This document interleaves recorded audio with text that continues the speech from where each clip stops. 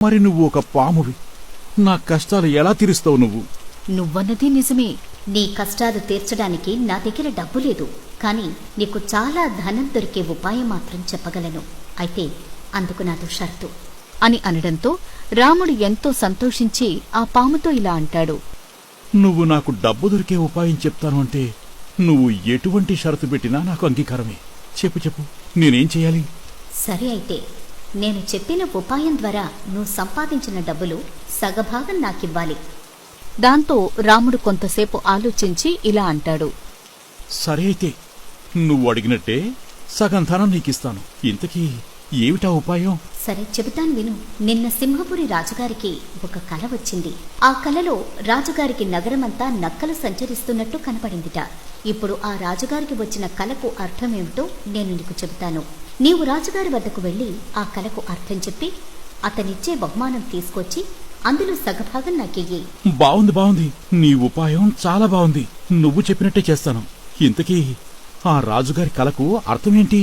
ఆ రాజుగారికి గొప్ప శౌర్య పరాక్రమాలైతే ఉన్నాయి, కాని ఆయనకు పరిపాలన చేయటం చేతకాదు.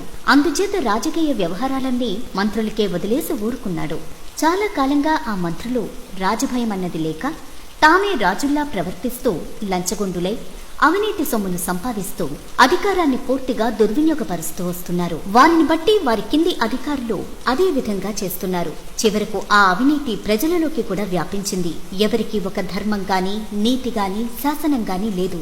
అందుకే రాజుకి కలలో పురవీధుల వెంబడి మనుషులకు మారుగా నక్కలు సంచరించడం కనపడింది. అబ్బా, కలను భలే వివరించి చెప్పావు. నేనిప్పుడే రాజుగారి వద్దకు వెళ్లి ఈ సంగతి చెప్పి ఆయన ఇచ్చే బహుమతిలో సగభాగం తీసుకొచ్చి నీకు ఇస్తాను అని వెంటనే అక్కడ్నుండి బయల్దేరి రాజుగారి వద్దకు వెళ్లి ఇలా అంటాడు. మహారాజా మహారాజా, మీరు అనుమతిస్తే మీకు వచ్చిన కలకు అర్థం నేను చెప్పగలను. మంచిది, సరే చెప్పు. నిజంగా నువ్వు నాకు వచ్చిన కలకు సరైన అర్థం చెప్పగలిగితే నీకు విలువైన బహుమతిస్తాను. అప్పుడు రాముడు ఆ పాము చెప్పిందంతా యథాతథంగా రాజుకు చెప్తాడు. ఆ మాటతో రాజు రహస్యంగా తన రాజ్యంలో గూఢచారులతో ఆచూకీ తీసిన మీదట రాముడు చెప్పిన మాట అక్షరాల నిజమని తేలుతుంది. ఆయన వెంటనే రాముడికి మంచి బహుమానమిచ్చి పంపేస్తాడు. ఇక అక్కడ్నుండి బయల్దేరిన రాముడు తన మనస్సులో ఇలా అనుకుంటాడు.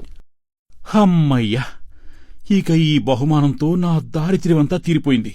అయితే ఈ డబ్బులో సగభాగం ఆ పాముకు ఇవ్వకుండా మొత్తం నేనే ఉంచుకుంటే నేను నా కుటుంబం ఎంతకాలమైనా సుఖంగా జీవించొచ్చు. ఇక ఆ పాముతో నాకెలాగో అవసరం లేదు కదా అని నిశ్చయించుకున్న రాముడు ఆ పాముకు మాటిచ్చిన మాట తప్పి తన బహుమానంలో సగం వాటా ఇవ్వడు. మరోవైపు రాజుగారు తన దర్బారులో ఉన్న అధికారులతో సమావేశమై ఇలా అంటారు. ఇప్పుడు నా కలకు సరైన వివరణ దొరికింది. దాని ప్రకారం ఇక నుండి నా రాజ్య పరిపాలనను నేనే చూసుకుంటాను. అలాగే నా రాజ్యంలో ఉన్న లంచగొండులు, అవినీతిపరులు అయిన వారందరినీ తక్షణమే ఆ పదవుల నుంచి తొలగించి కొత్త వారిని అక్కడ నియమిస్తున్నాను అని మొత్తం తన రాజ్యంలో ఉన్న అవినీతి అధికారులనందర్నీ తొలగిస్తాడు రాజు. అలా కొద్ది రోజుల తర్వాత ఆ రాజుకు మళ్లీ మరొక కల వస్తుంది.